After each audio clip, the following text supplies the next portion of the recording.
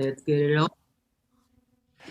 We are back. Welcome to the Leadership Launchpad Project. I'm Rob Calvarowski, and as always, the yang to my yin, Susan Hobson's here. Susan, how are you? I am excellent, fabulous, firing on all cylinders, and so excited for this interview. So let's go. Let's get this party started, shall we? Yeah, and we're rocking and rolling this Friday morning. So obviously, we have to start off with I have a stat today, Ooh. and you'll understand shortly why. But according to a study from the legal talent provider Axiom, 78% of in house lawyers feel stressed or burned out in their roles, and 57% are open to finding new jobs.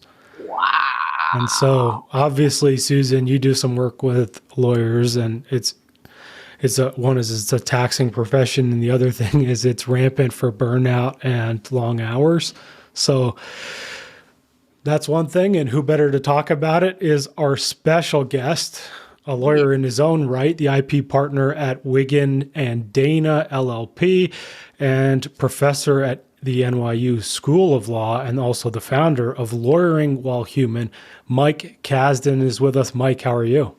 Doing pretty well. Thanks so much for having me on, Rob and Susan. Thanks for joining us. And Mike, what do you think about that stat about 78% of lawyers are burnt out? Yeah. Yeah, I mean, it's objectively shocking, but it's not shocking to me because I see those stats and talk about those stats all the time. And look, I mean, the statistics aren't good. Whether you look at the numbers like that, the incidence of depression and anxiety and burnout and, attrition, people moving around, and then, folks, coping, with, with things like, drinking and, so that also has a high incidence. But also, I do a lot of looking at like memes. Also, I see those memes that, associates share about their lives and they're like, they're funny, but also scary. But I think they get the same point across that, it's a profession where people like wear their busyness and their stress as almost like a badge of like, this is how we do things, especially in big law. And your stat was in-house counsel. I would submit it's probably even worse in law firms, if that's possible. I know we're only working with 100% total here, so it couldn't be a lot worse. But yeah, I mean, this is an issue I feel really strongly about, and I do think like we are actually moving in the right direction a little bit, even though the stats are still really stark and we're really high on those lists that you don't want to be high on. It's absolutely something. And obviously, we'll talk more about mental health as we're going forward. But, Mike, before we get into all that, tell us a little bit about you.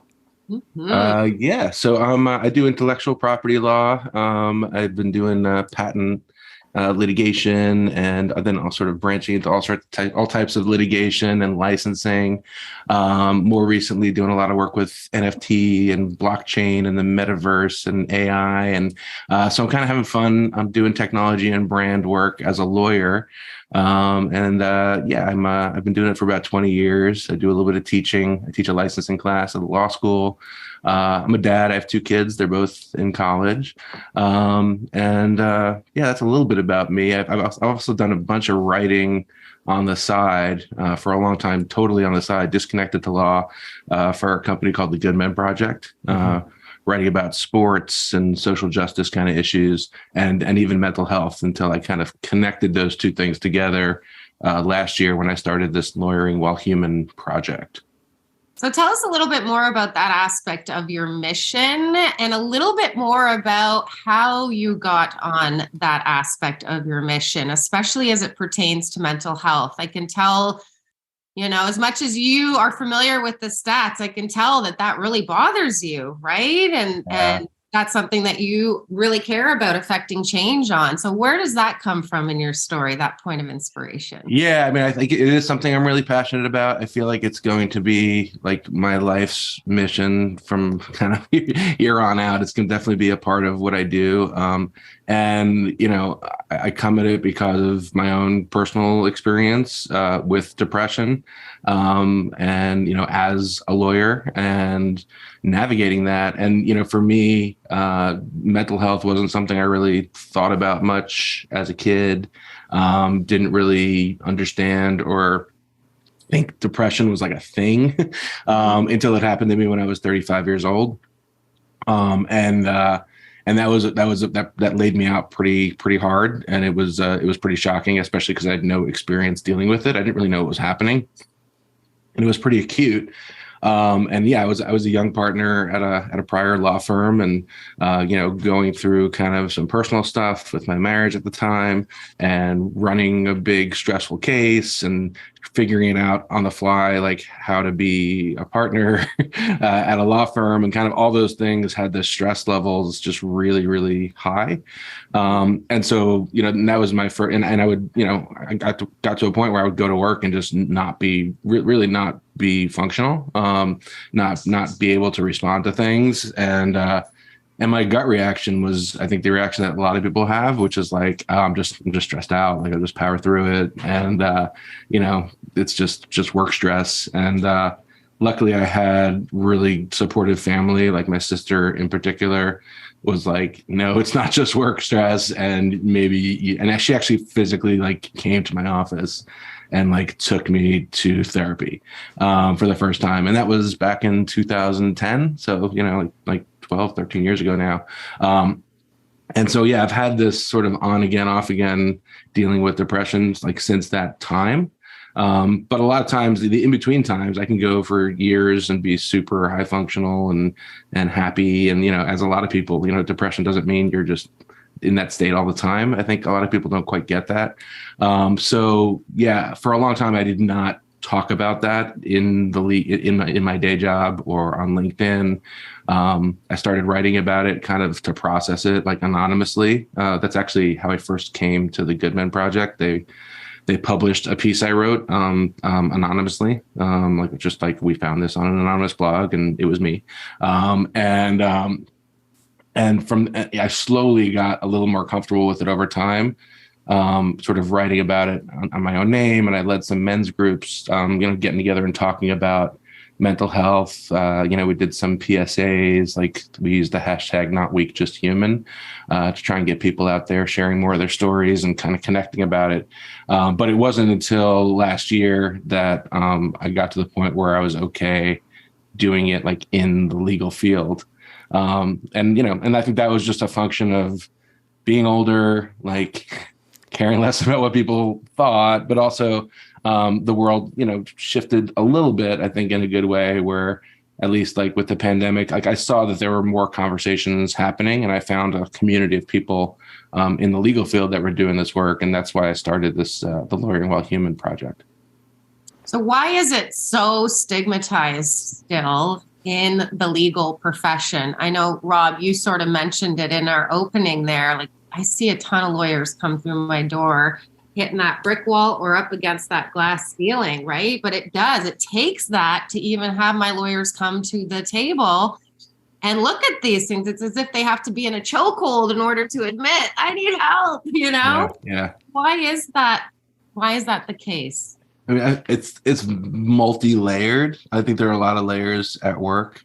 And look, the legal field isn't unique, but it is high on the list. But I think, first there's like that masculinity layer, where we just have this longstanding, like, we're okay. Like, if you break your knee or you need physical therapy, but, admitting anything about, your mental health, is seen as like weakness, and people are afraid that, clients will trust them less, or partners will trust them less, or they'll be viewed as less, competent. When I think, the reality is that like we're all navigating stuff, whether it's the 1 in 5 that, are going to be clinically diagnosed at some point in their life, or whether it's the 9.9 in 10 who, including themselves and their parents and siblings and friends, are navigating some sort of mental health thing, or whether it's just all of us who are like riding that up and down kind of, sometimes life's hard. And I think that, we would all be served by being like way more accepting of it. But I think in law, I think there are a couple theories as to why that's the case. I mean, I think there are certain things about like the culture of law firms, and sort of the adversarialness. And I think it overlaps actually a lot with kind of this, like the very traditional masculinity aspects, even though I know, lawyer, there are of course like lots of men and lots of women in the legal field, but I think the culture is very like, macho and adversarial, and be a perfectionist and be always on. And I think all of those things, like, they can serve you in certain ways, but they don't serve you in, destigmatizing this or making it more open. So, and then I think, maybe I think also there are things about like, the lawyer type. I don't know how much of this is true or not, but, some people look at it and say, lawyers are kind of looking at, like, well, what if this happens? What if this bad things happen? Like, we have to plan for that. And they're kind of like, almost like pessimistic by nature. And I think maybe some of that, drives, some of this too. So. Yeah. Like let's tackle the first thing, right? And as you started speaking about your own mental health in law, how did that change your relationship at work with the folks you work with or your clients? Yeah, so it's a great question. And I have to say, even though I was pretty scared to do it, and figured that there'd be, some group of people that thought less of me for it or didn't work with me because of it. A huge percentage of the interactions and reactions has been really, really positive. And I really think that took me a little bit by surprise, but in thinking about it, I think it's just like people like authenticity. And I think people are more understanding than we think. And I think when I do, over the years and the sort of the couple opportunities that I had to have conversations about it with people who are clients, it was always really positive. And, there's certainly still, people, and some of those people are in positions of power who kind of have an old school way of looking at it. And look at it and say, oh, like, if we're talking about this, aren't there like liability issues? And what if a client doesn't want to come to you? And I remember working really hard, and isn't this just, people wanting to be softer and lazier? And I'm like, no, it's not that. But there is a certain, bit of that. And I do remember, I'm pretty close to my parents. They're actually also both lawyers. And I think some of it is generational too, because I remember telling them, I said, I've made the decision, like, I'm going to just talk really openly about this. And I wrote this article that got published in American Lawyer and then in the New York Law Journal that a lot of people read, that was really open about kind of all the stuff we're talking about today. And my parents were like, well, you do understand that there will be a certain section of people who, won't work with you because of that and will not react positively to it. And, at my age now and my comfort level after this, like 10 or 12 years, and it did take that long. So I think that does speak to the power of that stigma.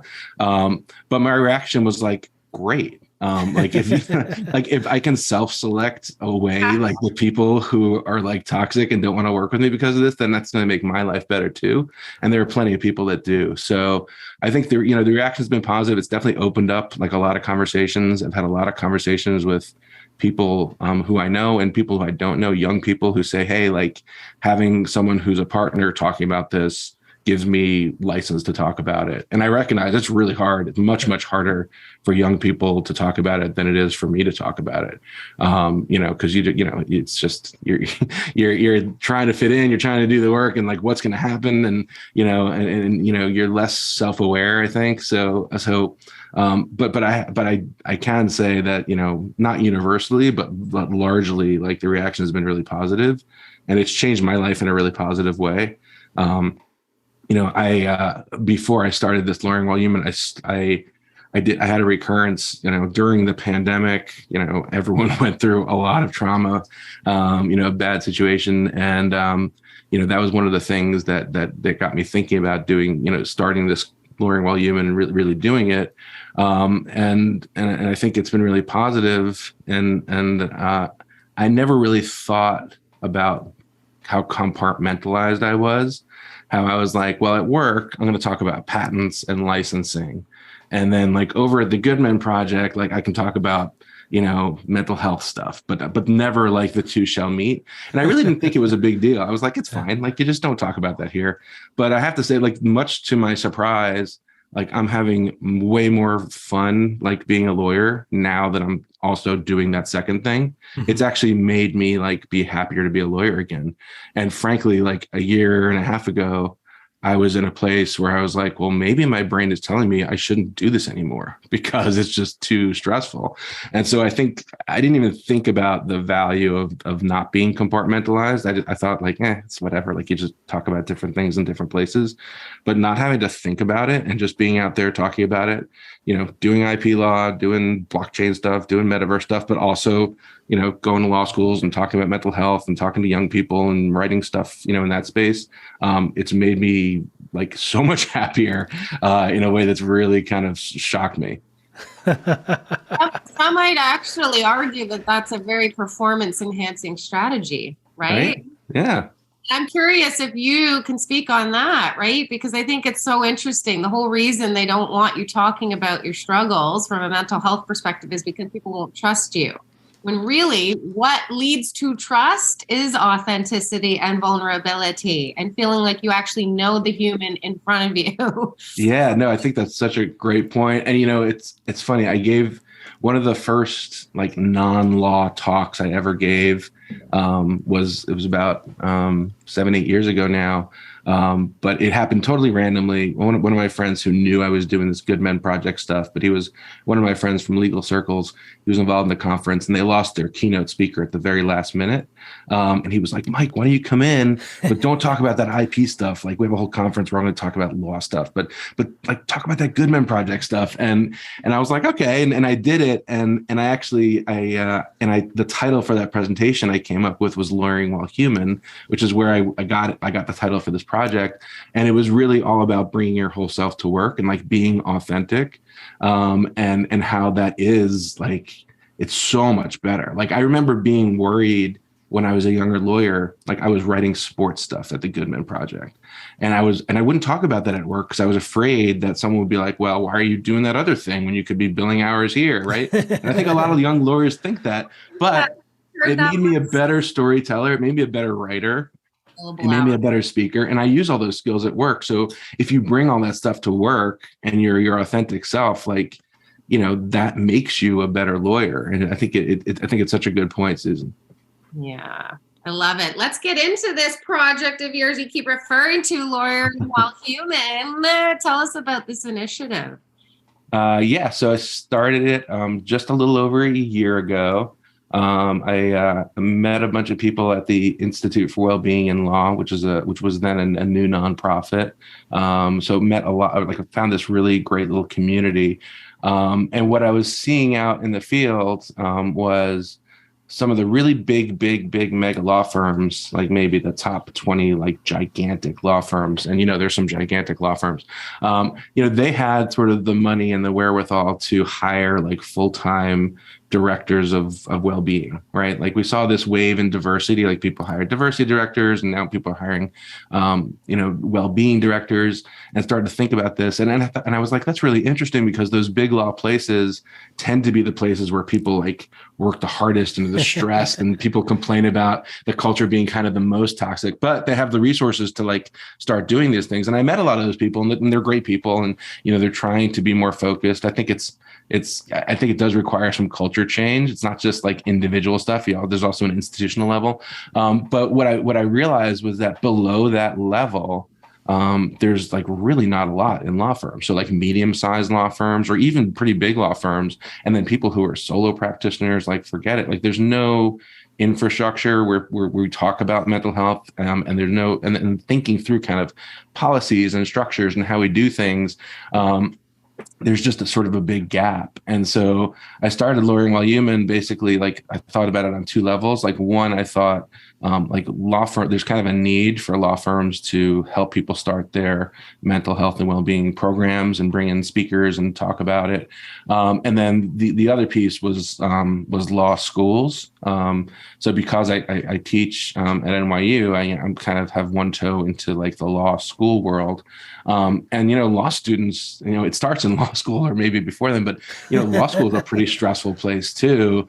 Right. And so I connected with a lot of really great law students, through NYU and New York Law School and UConn and other places. And a lot of those schools are actually thinking about integrating some of this sort of mental health issues into professional development in like the 4 credit classes, which I think is great. And there are also student organizations. There's a great one at UConn, like the NYU Law Review has a well-being chair, which is like amazing.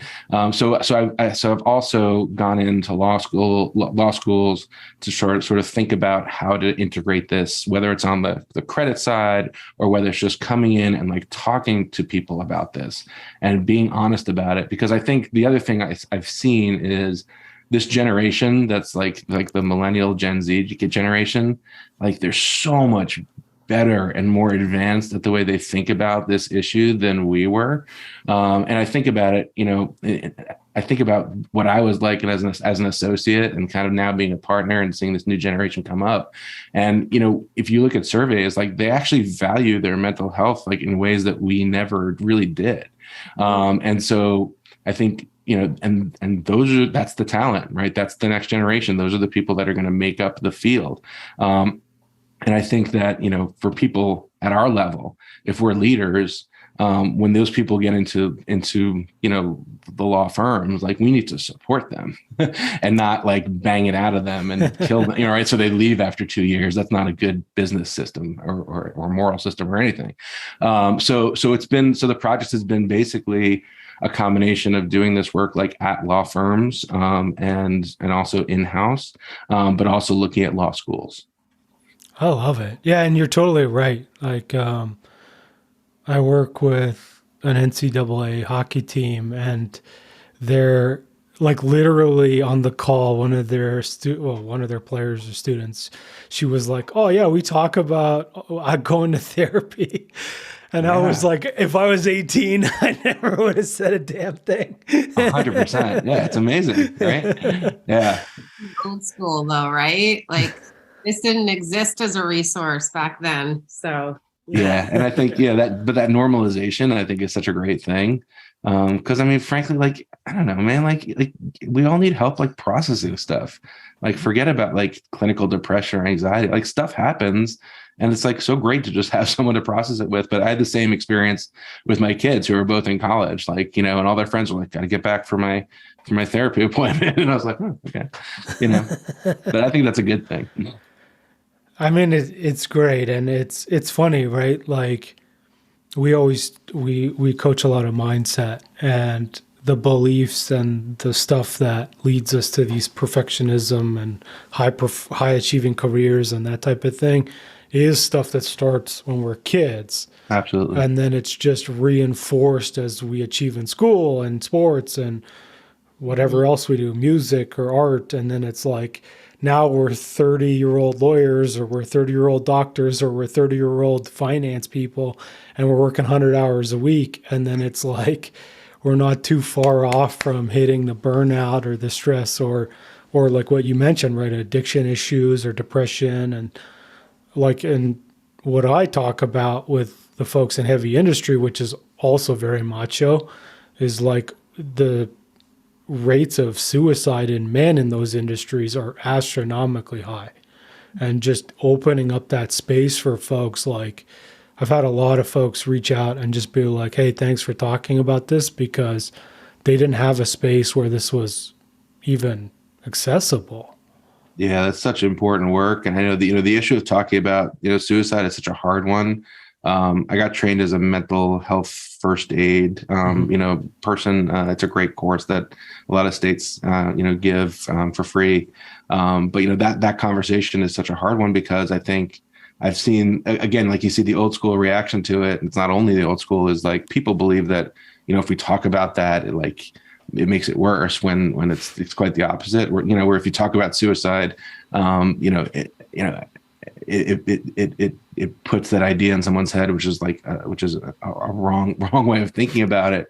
But I've seen people, in the legal field, there have been a lot of high profile, suicides of, people who are partners in law firms, and it's a huge problem, just in the world in general. But I think, I think opening up that space is so important. And like you said, so much of it is about mindset and framing. I think one of the things that I've learned from like going through all this and being like down in the dark places and frankly, like from therapy, is like, there's so much, like our mind is so powerful, right? Like when you think about what happens to someone in a depressed or anxious state, like it's all in your head, right? But it can be paralyzing. And I think, the converse is true too. Like when you learn to be a little bit more self-aware and you can kind of reframe things, like it's hugely powerful. Like I think it becomes like you could be much more successful and creative, when you're tapping into that same thing. And so much of it is how you frame things. So if we have people out there that are listening, perhaps some lawyers in the bunch, right? Hearing this call and realizing that maybe they have been ignoring their mental health because of some of that stigma and shame association, where would you recommend that they begin? Like, let's say they don't have these types of resources on site because they're working at one of these places that hasn't seen the value of it yet. Where would you suggest they begin? Yeah. So I know, a lot of firms do have, programs, even if they're not widely popular in terms of talking about it. So there are EAP programs. I mean, I think that there are organizations like NAMI that does terrific work and puts out resources. I think the Institute for Wellbeing in Law is a great in terms of resources.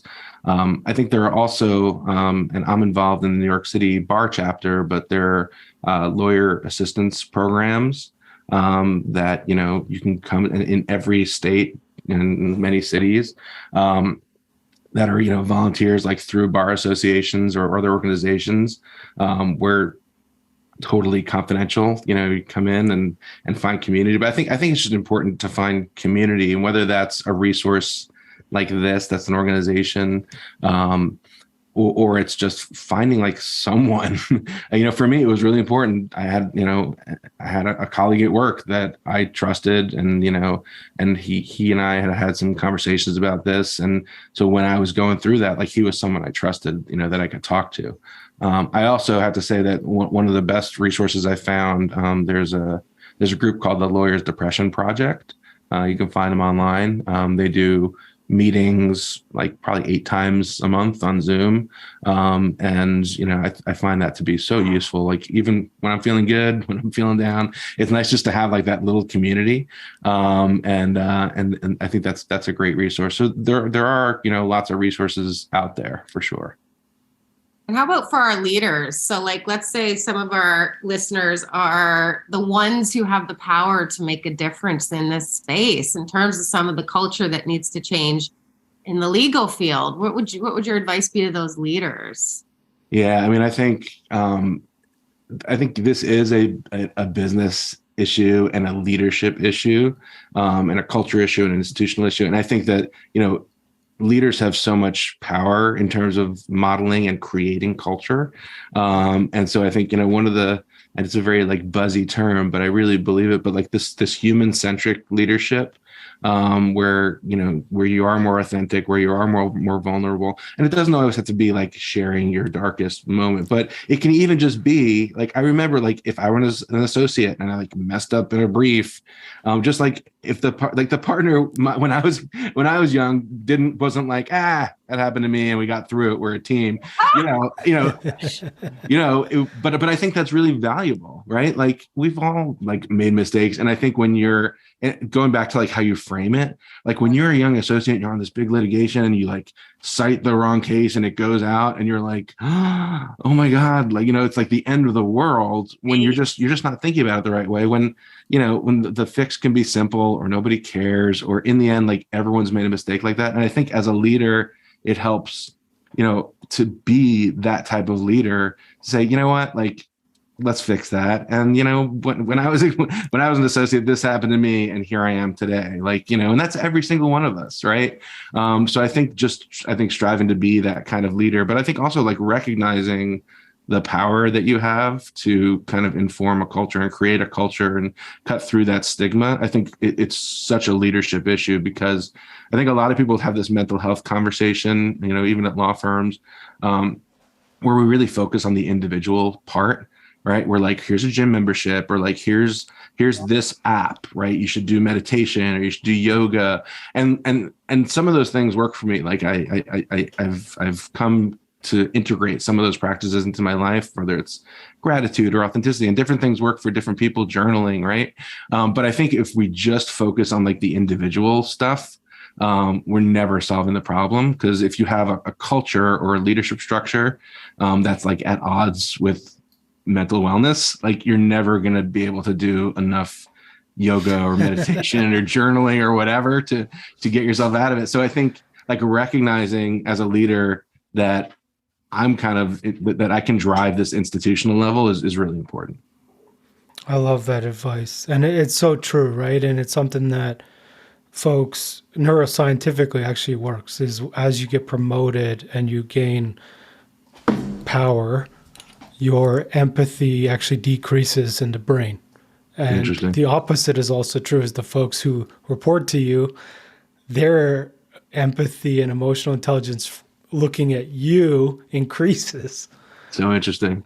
And so basically you're primed to really follow the leader. And that's what you're saying is like authenticity and vulnerability from the leader, which is literally what you said, is like, it doesn't have to be, hey, I'm all crying at my house, Right, exactly. It's like, hey, like I screwed up this one time too.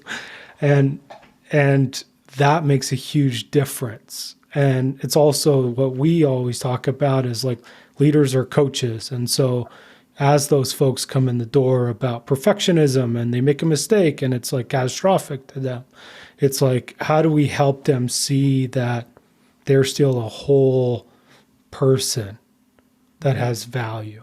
Yeah, exactly. Like so much of it, I think, is really just fundamentally like treating people as human beings, and tapping into your humanity. And we're humans. Like, it seems like it should be easy, but it takes a lot of like intentionality to actually do that, like in this crazy fast capitalism world. It's just, I think we lose sight of that. And I think we need to sort of tap back into that. And I think whether you get there, one of the reasons that I spent so much time this past year, I wrote an article, like a law review style article on the business case for this. Like if you didn't go through what I went through and you're not getting there for a moral reason, like I actually believe like you will do better as a business this way, because there are costs. Like it costs when you hire someone from a great school and you train them and you spend all that money doing that, and then they burn out and leave after 2 years, and then you pay to replace them, and then people are missing time or not doing optimal work because they're not as good as they could be mentally. Like, we're selling our brains, like fundamentally, like that's why people work with us. And so it should be simple. It seems to make sense that we should then therefore like spend a lot of time and consideration, like thinking about how to optimize our brains. But it takes a lot of focus to get back there. And I think sometimes people need to see, people who maybe haven't gone through this or maybe are a little more old school, I think need to see like, okay, like if I can get there, okay, like I can make more money this way. Great. So for me, it's like, however we can get people there, that's what I want to do. I mean, I like, we do the business case on our side too. And it's like mental health is the highest cause of presenteeism and absenteeism. Exactly. So right there, that pays for whatever program or coaching or whatever you're going to get. So We'll just leave it there. Yeah. And feel free. Yeah. Well, Mike, send me the link to that and we'll drop it in the podcast notes so folks can read it. Now, Mike, obviously we got some big questions we'd like to ask you before you get out of here. And it's, if there's anything you could say to the community of leaders or the community of lawyers out there that are listening, what would you say to them? Yeah, I thought you were going to ask me a really hard question, like about the Super Bowl or something. But I mean, I think what I would say to leaders is like just to get involved and you know and basically just, you have the power to drive this, and it basically aligns with like every aspect of what we do, you know, as lawyers or as business people, right? Whether it's like recruiting and retaining and promoting and serving clients and, you know, making money and having a good culture. You know, I saw this statistic. It's a really cool set of statistics that actually had charts and graphs for like who we spend the most time with at different points in our life. And it's kind of interesting. Like, you know, as a child, like, you know, you spend a lot of time with your kids and then they go to college and that's less time. But what was really eye-opening is like we spend so much time with the people we work with, like at all ages. Like it doesn't even change. Like it's just this line at a pretty high spot. And so we spend so much time at work, and you know, this whole issue of like work-life balance, like I'm not a big fan of that phrase, because I mean, like it's all just one thing, right? Like it's just life, and work's a part of life. Yeah, exactly. And so I think, you know, it's just, I think the message to leaders is like, it's so worth focusing on this issue, and, you know, however you get there, I think, you know, the rewarding creating, you know, a better culture, a better place to work, you know, be doing better work. And I think, you know, being more fulfilled being there. So, you know, I just want to get more people focused on this issue. Love it. And what would you say that you want your legacy to be, the legacy of all this amazing advocacy work that you're doing for mental health in the legal space? What do you envision the legacy being?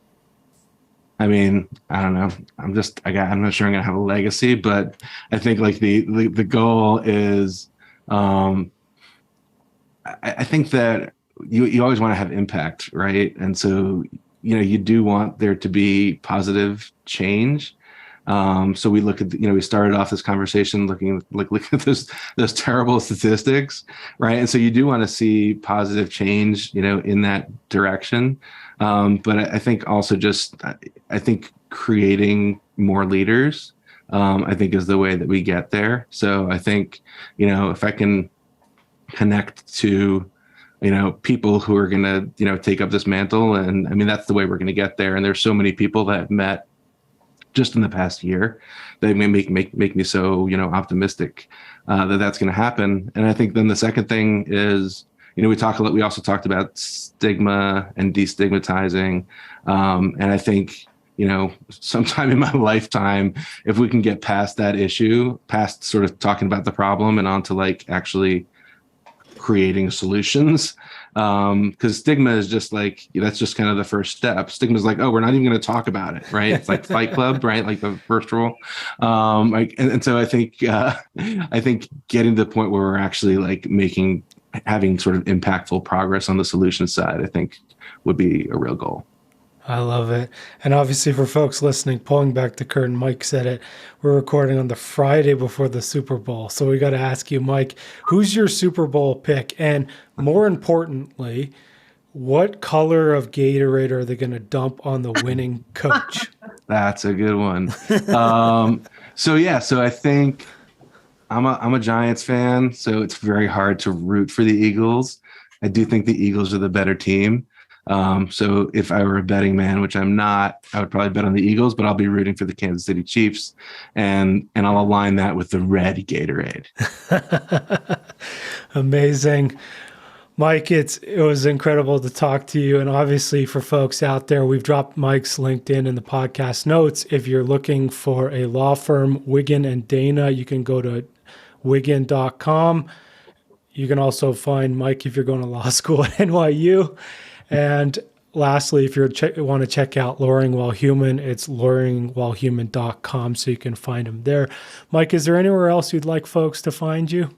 Yeah, so the Lawyering While Human website is permanently under construction, although I'm getting there. But I'm really active on social media with Lawyering While Human. So if you're on Twitter, I'm at law_while_human on Twitter, and on Instagram, it's zen.mayhem. Ooh. Yeah. We'll drop those in the podcast notes as well, folks. You can connect with Mike there. Obviously, for us, please hit subscribe to the Leadership Launchpad Project on your favorite podcast platform, and share this episode with any leaders in your life, or folks who struggle with mental health, which is everybody at some point, or also any lawyers that you'd love to poke this into their brain. And then for us, any leadership development, mindset work, keynote speaking, and more, head on over to elitehighperformance.com there. Susan, is there anything you want to leave folks with today?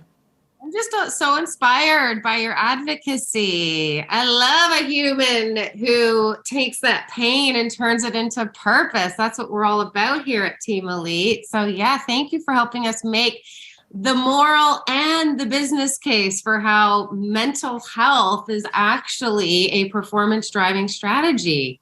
I love it. This is really going to serve our audience. Thank you, Mike. Love it. Thank you so much, Rob. Thanks, Susan, for having me on. It was great speaking with you. Thank you so much. And for me, where I'd like folks to land is, it's exactly where Mike started, right? And I know because we were introduced, Eric Cousin introduced us, and Eric's very huge on everyone has mental health, right? And we're always on a spectrum of, lows to highs, or back down, or in the middle, right? And so this is a conversation that we need to start having in workplaces and in industries like law or finance, or even doctors. Ooh, don't say that. For you too. Right. And industries like manufacturing, mining, all these ones that we've come out with, right? Because everyone has mental health, and everyone can struggle at certain points. And it comes back to exactly where we're going, is treat everyone like a human and see them as who they are, and we can make the world a better place. Mike, thank you so much for joining us. Thanks, guys. Everyone, thanks so much for listening, and we'll see you all next week. Bye, everyone.